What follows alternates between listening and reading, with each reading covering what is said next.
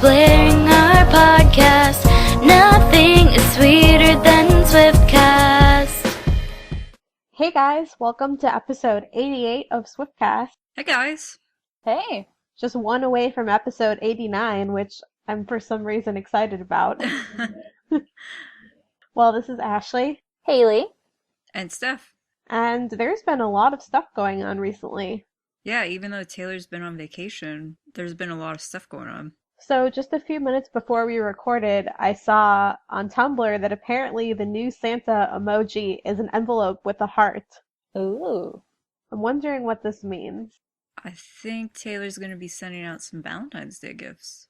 Valentine's from Taylor. I want to be her Valentine. It makes so much sense that she would have fans be her Valentine. I love it.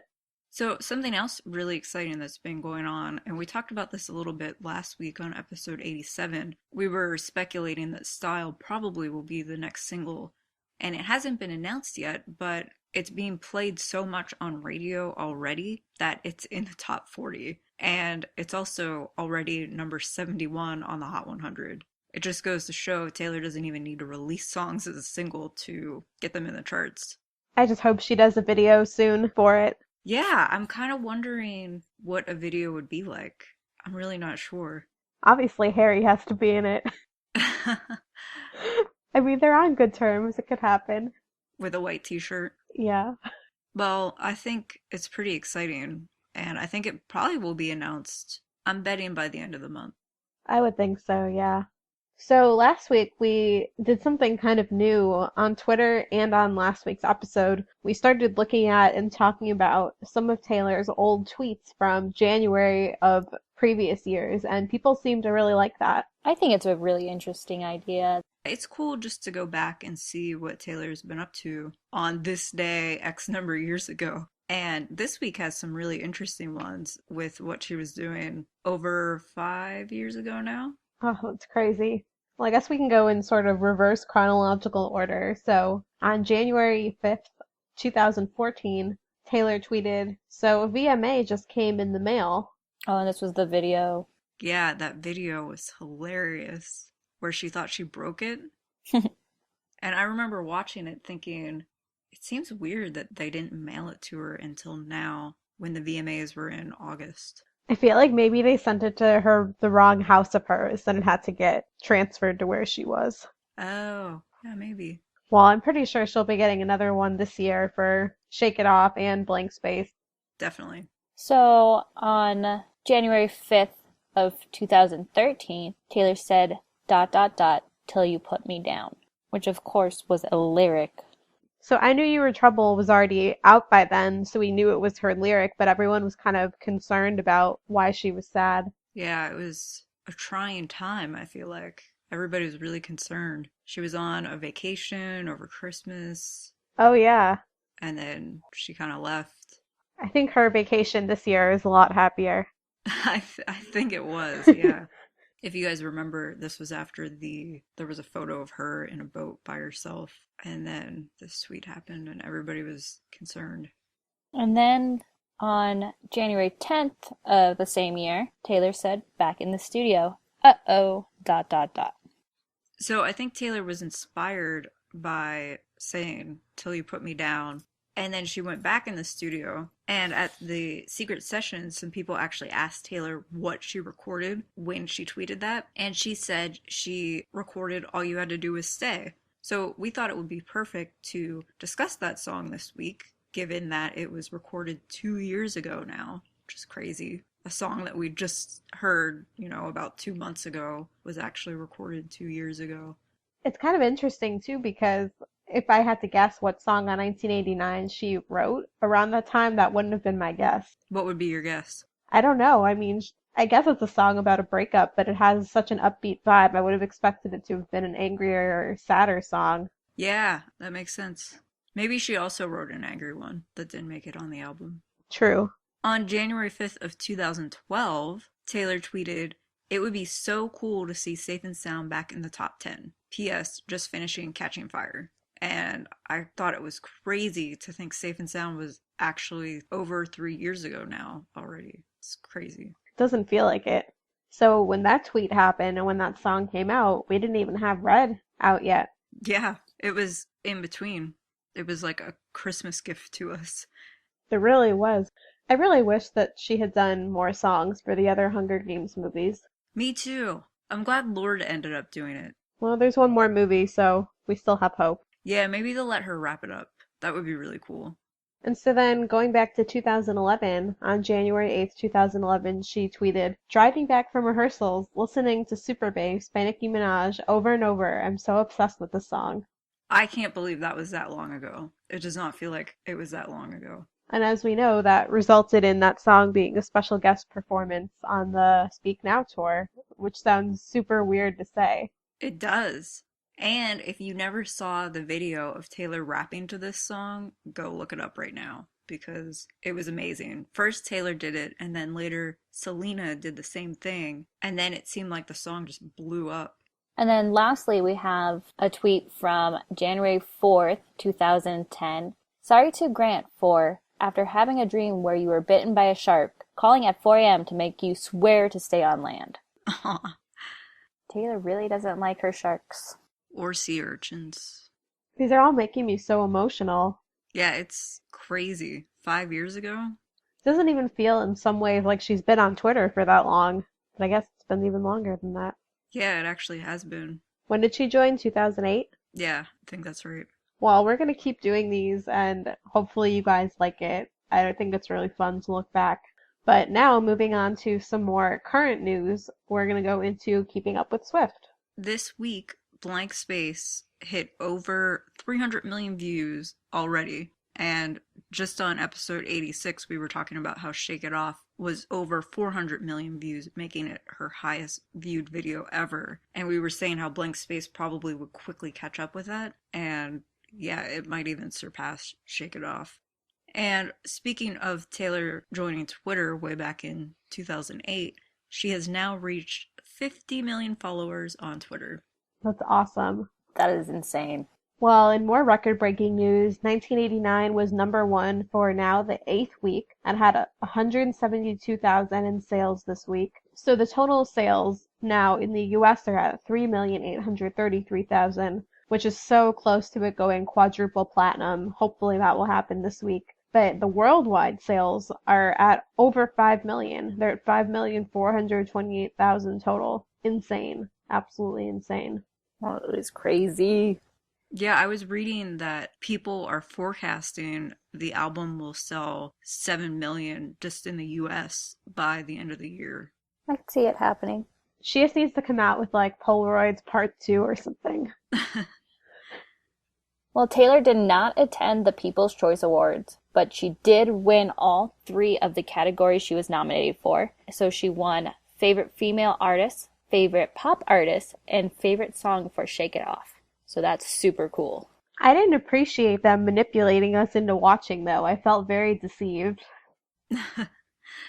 I knew she wasn't attending, but I sat there all night just waiting for them to get to her categories, and they never did them on the show. And then right after the show ended, it was announced that she won. Yeah, I think they like to Take advantage of Swifties. that, and I think they like to only announce the categories where people are actually there. So there were a lot of weird categories announced, I thought. Well, I just assumed she wasn't going to win and that somebody in her categories who was there would win, but I guess her records have been so high that it would be silly to have anyone else win. Right. People's Choice is fan voted, so good job, Swifties. Well, actually, there aren't any award shows coming up that are fan voted, so we'll keep you updated, though. As we mentioned earlier, Taylor took a little break this week. She was on vacation in several different locations. First, she was spotted in the Cayman Islands, and then later, she tweeted photos of her in Catalina, and she was spending time there with Scott Swift, Jamie King, Gracie Gold, Lorde, and Haim. And it's funny because she was joking around that Scott joined the band when she had a photo of them all together. So hopefully she got a nice little break and was able to get some sun. I don't know if her mom or her brother were there. We didn't see pictures, but I just find it really funny thinking of all her young celebrity friends hanging out and then Scott, the dorky dad, just being there. Like, make sure you put on sunblock, everyone. It's funny, people were commenting about the photo of them, how Taylor was in a summer dress, and then I think Jamie had on a big coat. Lord had on pants and a sweater. So people were asking, what actually is the weather right now? Well, Taylor just has a special cloud of perfect weather that surrounds her at all times. The sun follows her everywhere. That's true. Yeah. And then people were pointing out how Scott had on a plaid shirt that was exactly the same as a shirt that Taylor has worn in the past, and that was kind of funny. Yes, that was hilarious. Taylor wore it during the Red era. It looks exactly the same. I don't think it's the same shirt, though, because I don't think they'd be the same size. Exactly, yeah. But that was pretty hilarious. I'm sure that she'll comment on it on Tumblr if she hasn't already. Yeah. Her dad probably liked it so much that he bought one. Probably. She probably was like, Dad. Now I can't wear it again.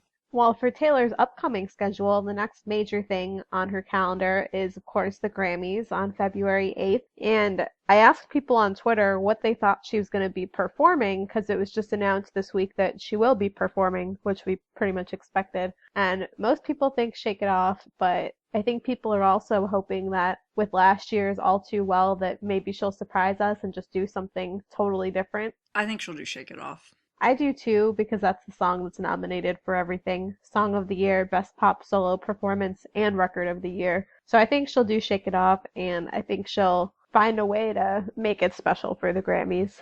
Well, and we might even get a glimpse of how it will be performed on tour. Yeah, at least maybe the outfit or something will be similar. I mean, it's been performed so many times at this point that I feel like we've pretty much seen what it's going to be. But I don't know. She always surprises us. Yeah, I guess for me, for tour, I'm guessing it will be the final finale of the show. Yeah. So I'm sure she'll have something huge actually on tour. And I think even though she's performed it so many times already, she can't incorporate those huge elements into just a small little stage. I think it will be great no matter what. I'm excited. Then the next award show that she will be performing on is the Brit Awards on February 25th. And the nominations will be announced on Thursday the 15th, so look out for that. And this is the show where I expect her to do something other than Shake It Off. We talked last week on episode 87, and Ashley said maybe Style would be it, and now I'm definitely leaning toward that as well. Didn't you I Knew You Were Trouble on the Brit? Yeah, exactly. And then that ended up basically being the tour performance. Right. Yeah, I can see that for sure. Well, now it's time for our mini segments and lots of Swiftie problems as usual. Yes, our first one is from @MarySwiftie12. Having You Are in Love in your head 24/7, but you can't listen to it unless you're in the car. Swiftie problems. You need to upload it on your phone. But I know what you mean, because I would rather just buy it on iTunes and spend the extra money to have it on my phone rather than figure out how to get it off the CD onto my phone. I'm sure it's easy, but I'm technologically challenged sometimes. I almost just rebought the entire album the other day because it had disappeared from my phone and I was really upset, but luckily I figured out how to re-download it. I was totally willing to just rebuy it. When she finally released the bonus songs on iTunes from, I think, Speak Now, I don't think Red ever was. I ended up just buying them because I didn't feel like getting them off the CD onto my phone somehow. Our next one is from @IamGenius, and they said, downloading a movie on my iTouch. Hope it will fit considering 3/4 of the memory is Taylor Swift pictures. Swiftie problems. Yeah, nothing fits on my phone because I have all Taylor pictures. Our next one is from Starfish, and that's the S is an 8. When you're having trouble sleeping and then Taylor Swift comes on the radio and you know you're not going to sleep. Swiftie problems. Absolutely. You can't fall asleep in the middle of that. Our next one is from @MelinaWillock. I got so excited at the end of Love Story that I threw my phone and sang so loud that I woke up my little brother. Swiftie problems. It's a pretty exciting song. Especially toward the end, which is where she got too excited. I wonder if she was listening to the new remix that Taylor's been performing. Yes.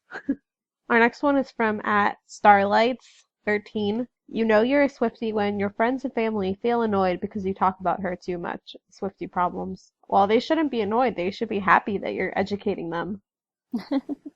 Our next one is from Fearless Hoovian. I have so much Taylor Swift stuff. I wonder why I don't have a trunk to put all of them in. Swiftie problems. A trunk or a fireproof box. I've thought about that. I've always been thinking, like, what if something happens? I need a big box to protect all of this. Our last submission for this week comes from @SeattleSwiftie_. I can't stop scrolling through my Tumblr feed. There are just too many amazing posts about Taylor. Swiftie problems. That's so true. Well, thank you everyone who sent in their Swiftie problems, and you can always tweet those to us throughout the week, and we'll read them on next week's episode. And now it's time for our fashion, which is exciting this week because some older items from a while ago have finally been tracked down. So the first outfit actually goes back to April 12th of this year. When she was out and about in New York City, Taylor wore a Guess 3/4 sleeve scoop back striped top, which is marked down to $17.25 and still available on the Guess website. And with that, she wore denim shorts, which are Hudson jeans, Hampton Hackney rolled denim shorts, which are $102. Never too early to start stocking up for spring and summer. Yes, we need to think of warm thoughts. Something really funny about the black and white striped top from this outing. Once Tay Swift Style found it, she posted a photo of the model, and it looked like Taylor wore it backwards. And Tay Swift Style made a comment because when Taylor went to the Knicks game, she apparently wore a shirt backwards there. And Taylor replied on Tumblr and said something like, "What you're telling me is I wore the shirt wrong, right?" And so it looks like Taylor did it again. I'm not sure if she actually replied to this one, though. But she made it look better than the model, as always. She's just being unique. Well, then in November 13th, when she was leaving her apartment, she wore a Gallery V knit sweater, which is $236.18, which I love this sweater. I'm so happy that she found it. And she wore that with her Black Orchid mid-rise jeggings in Malaga wine, which is like a maroony color. And it's on sale for $39, but it's out of stock right now. And then she wore her leather knee boots, which is €145. And then she wore her Topshop green cable faux fur palm beanie, which is $26. And she had her Aldo Fratapolazine bag in Bordeaux. Then on December 5th, when Taylor was leaving her apartment in New York, she was wearing a black wool coat that was short, and that is by And Other Stories. It is $195. And then she was carrying her black Dolce & Gabbana large Agata shoulder bag, which is no longer available. Then she also wore her Isabel Marant Dicker suede ankle boots, and unfortunately those are out of stock. Well, just last week on January 1st, she was leaving her apartment in New York. She had on her Prada leather knee-high boots, $1,040, along with her red Joe's Jeans mid-rise leggings. The color is actually called Red Sea. Those are $126. And then with that, she had her green Dolce & Gabbana Sophia textured leather bag, which is sold out. And then just a couple days ago on the 9th, while walking around Catalina, she wore her Free People red Dreamy Days print dress, which is a boho style. It's $128. She wore a Rag & Bone Dunaway hat, which is $195, which I think I love the most. And her Free People's Gents Pirate Booty, which is super pretty. And that is $268. She really pulls off Free People stuff very well. She does. I cannot. A lot of their stuff is really not meant for everybody. You kind of have to be really tall and skinny to wear it. Yeah, I love the dress, and I love her hat obsession recently. There's a Free People hat called Pork Pie that she always wears, and it's out of stock. But she really pulls off a hat so well. Well, thank you, as always, to TaySwiftStyle.com for taking the time to track down these outfits. And now, moving right along to our main discussion, as we mentioned earlier, we wanted to talk about All You Had to Do Was Stay. We're sort of working our way through song by song on 1989, and this is one of the ones that we hadn't done yet, and it's really a great song, and there's a lot of interesting discussion about it. Yeah, I guess we should just start off with how Taylor described the song, because it's such an interesting backstory. So we'll just read her quote quickly. She said, This song was inspired by a weird dream that I had. It was one of those dreams where you have sort of a social embarrassment happen and you can't stop it because you're in a sleep state. But basically, this dream was about I was trying to talk to someone, a very important person to me at the time, and all that would come out of my mouth instead of normal words was this very high pitched singing, stay. And no matter what I tried to say, that was the only sound that would come out of my mouth. I woke up incredibly weirded out and decided that I was going to write it into a song. And I'd already been kind of working on this one song, so it ended up being the perfect kind of weird vocal part that really completed this song that I'm so stoked about. So it has a really cool backstory that Taylor's writing songs in her sleep pretty much. I'm pretty sure she's the only artist who can claim to do that. You know, when I first heard about the song, and especially when she first tweeted the lyric from it before the album came out, which was, I believe the one she tweeted was, "You were all I wanted, but not like this." Yes, and everybody made jokes about it and said something like, when you think you're getting a chocolate chip cookie, but it's actually oatmeal raisin. There's so many good comparisons with that line, but the line, kind of like what I was saying last week about "I Wish You Would," sounded again like it was going to be a kind of sad, almost all too well like song. And I expected it to be a sad song. And I guess it is about a breakup, like I was saying earlier, but it's so upbeat and fun to dance to and just really great. And of course, this is track number 5 on the album. And so, similar to what Ashley's saying, track 5 always has been kind of a sad song throughout all of Taylor's albums. You have Cold as You, White Horse, Dear John, All Too Well. Those are her saddest songs ever. Yeah. And people post these things on Tumblr all the time with each song, and it will be like a photo of Emma Stone eating ice cream or something. And then it goes to All You Had to Do Was Stay, and it's a picture of Taylor like dancing around. It's hilarious. But I still think it's a perfect track 5 song. I can't see any other song being in that track number. I don't either.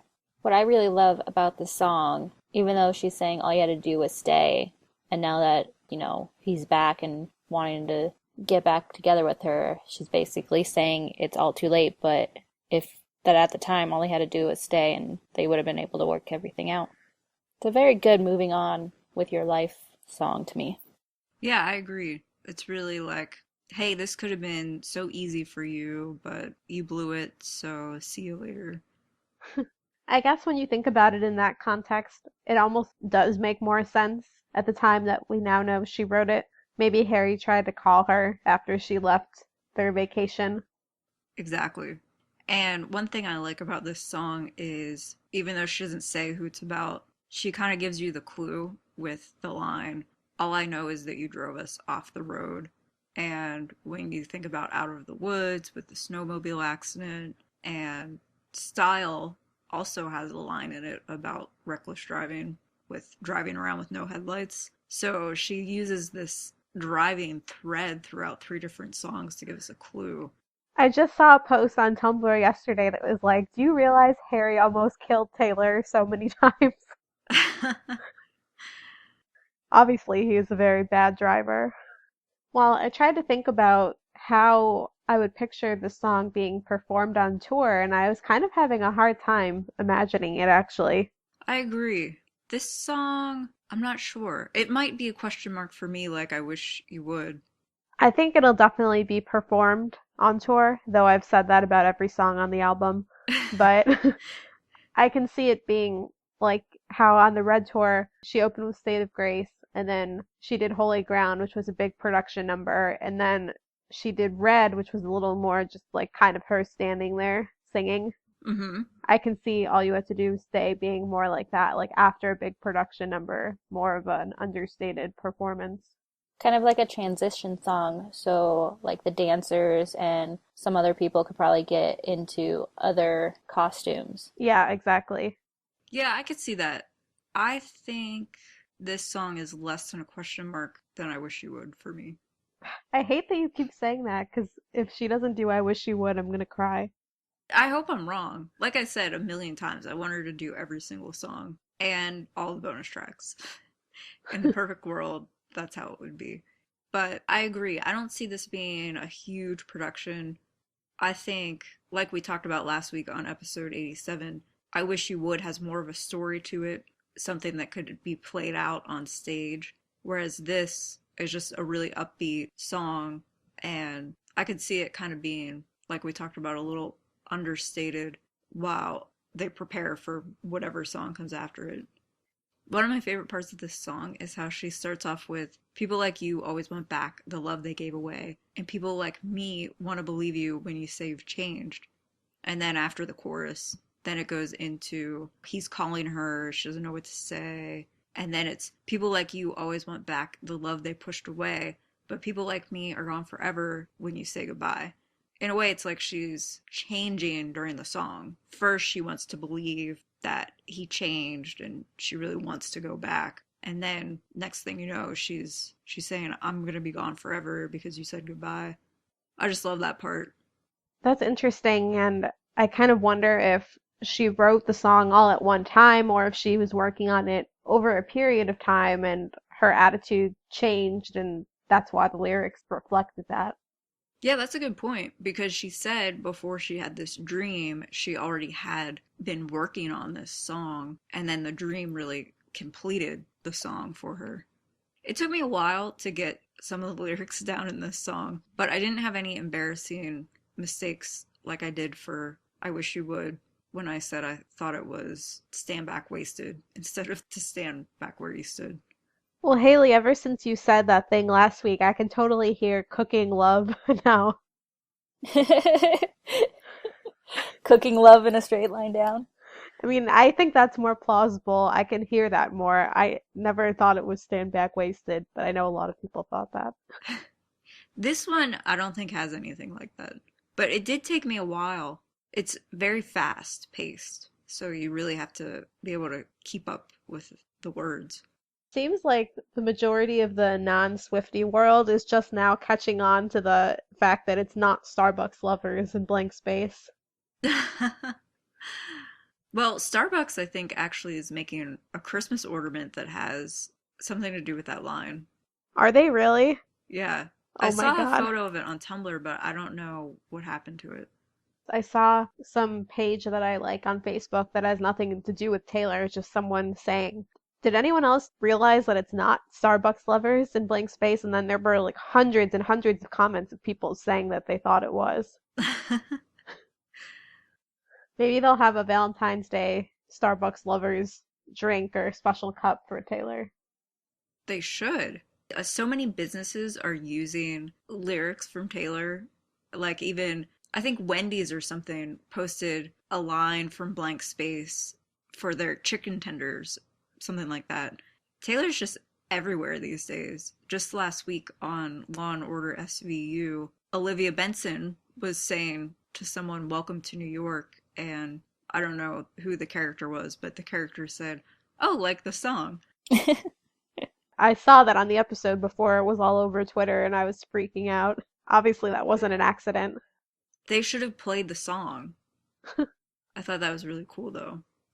Well, have you guys thought at all about what a music video for this would look like? For me, not really. I kind of don't think there will be one. No, I don't think it will be a single. I think there are just too many other songs that could be singles. And also, when you think about it, if we're right that Style's going to be a single, we're already on the third single.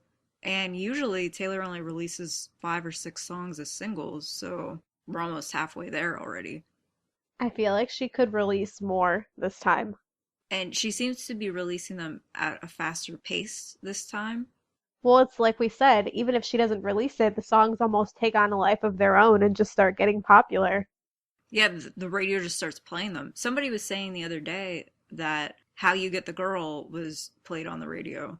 Still, I don't see her officially releasing any more than 7 songs. I think with this album, it's definitely possible a bonus track could be released as a single, so you have to factor that in as well.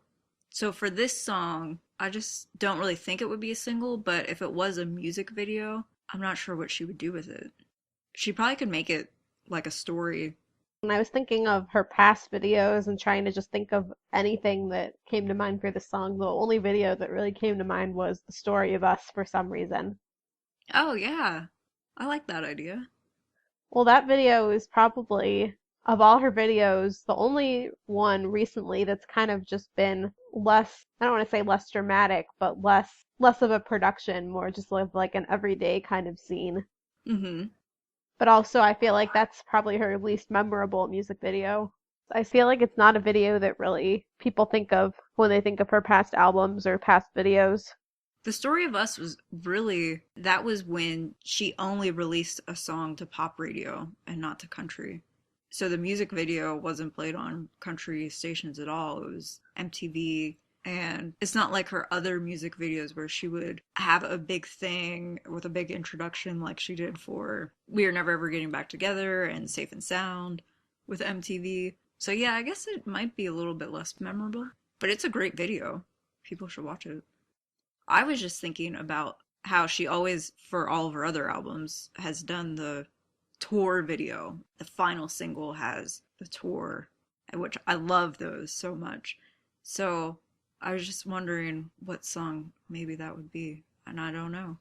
Yeah, that's a really good question because so many songs are so unique on this album that they really would demand their own storyline.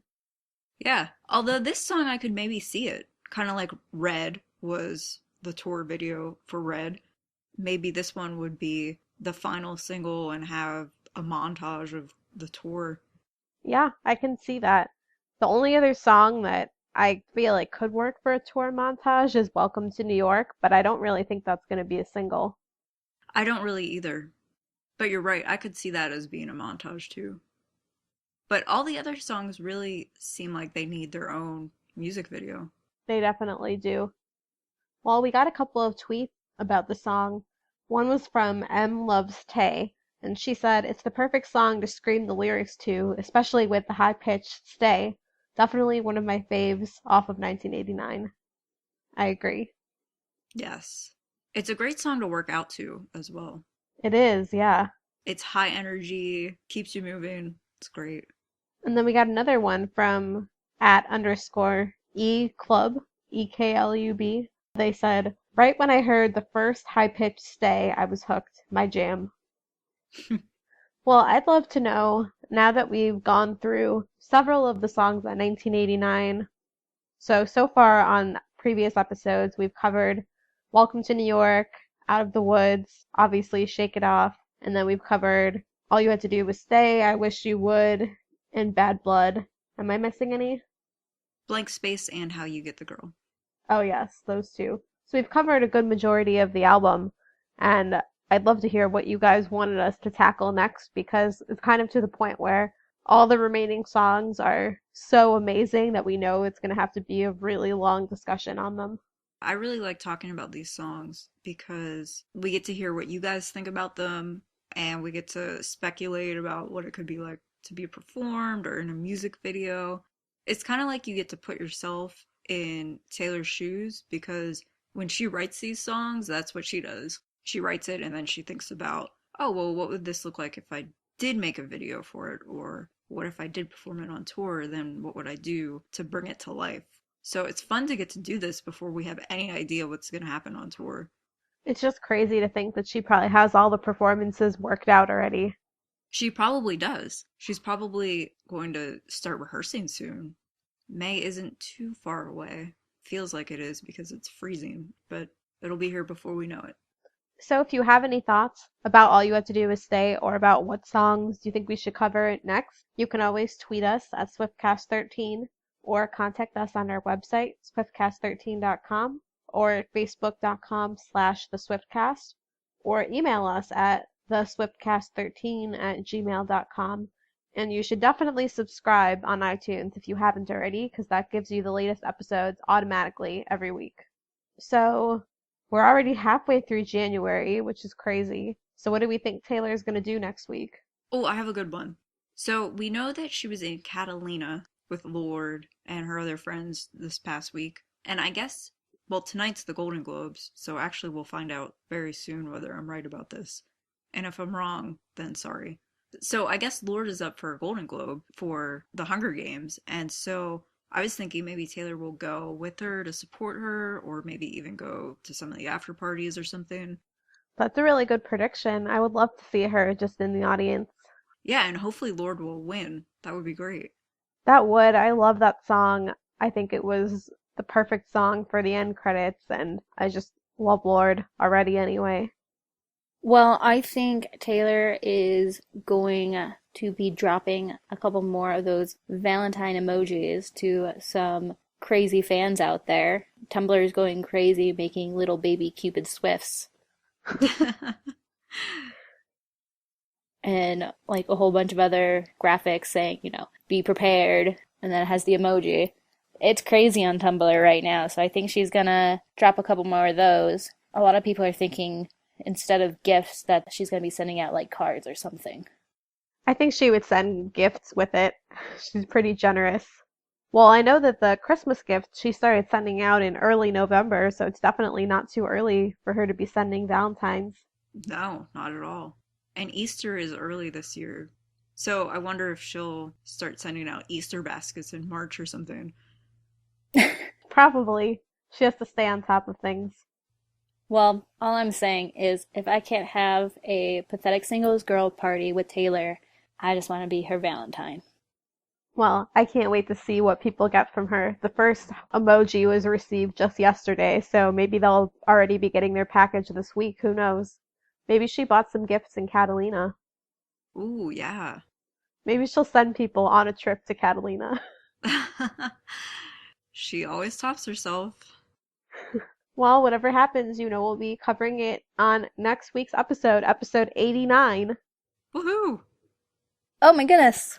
But for now, this has been Ashley. Haley. And Steph. We'll see you guys next week. Thanks, guys. Peace out, Swiss Scout. Thank you for listening to this episode of Swiftcast.